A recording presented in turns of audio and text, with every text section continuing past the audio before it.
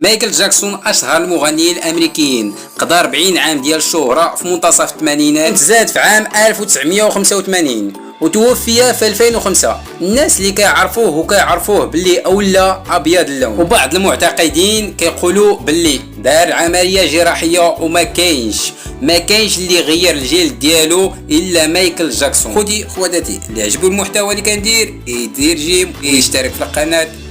شكرا. كنسمعوا باللي كلشي كيدير عمليات تجميل، ولكن تغيير اللون ديال الجسم هذا من المستحيلات. مايكل جاكسون واحد من اشهر المغنيين، واحد ممن خلدهم التاريخ.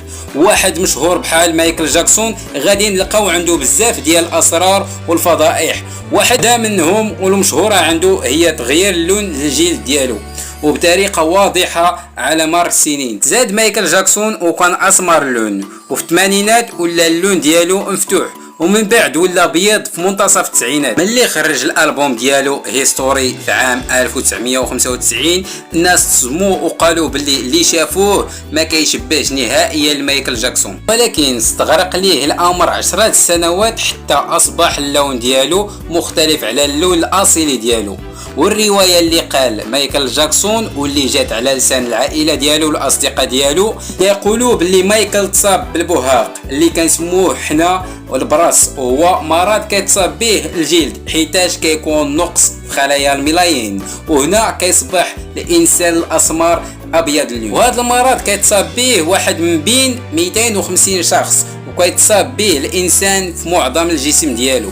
وهذا المرض كيكون وراثي. تصاب مايكل جاكسون بواحد المرض ثاني اللي سميتو الذئبة الحمامية المجمعية، والتي ينتج عنها الألم والحمى وفقدان الشعر. واعترف مايكل جاكسون لأوبرونفري في إحدى المقابلات أنه تصاب بهذه الأمراض عام 1986 وكيعاني بزاف من هذه الأمراض، وكيستخدم مسكنات الآلام والكثير من مساحق التجميل باش يخفي البقع الموجودة في الوجه ديالو. وهذا الشيء اكدو الطبيب اللي دار ليه تشريح بعد الوفاه ديالو، واللي قال باللي كان مصاب بالبهاق. كان مايكل جاكسون كيعاني بزاف باش يخبي البقع اللي في وجهه، وبزاف ملي كيكون كيحيي الحفلات المباشره ديالو، وكان كيستعمل مساحق تجميل على البقع. وهنا ولا مايكل جاكسون كيعالج البقع وكيغطي البقع السوداء بدل من البقع البيضاء.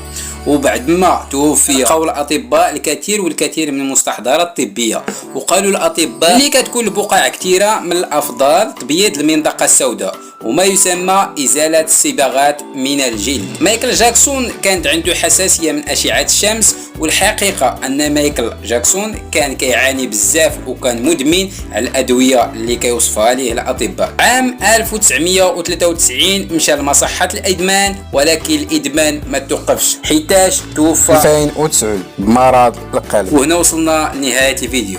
شكرا على المتابعه، وانتظرونا في الفيديو الجاي. اللي اشترك في القناه يدير جيم، واللي ما اشترك يشترك. تحياتي لكم.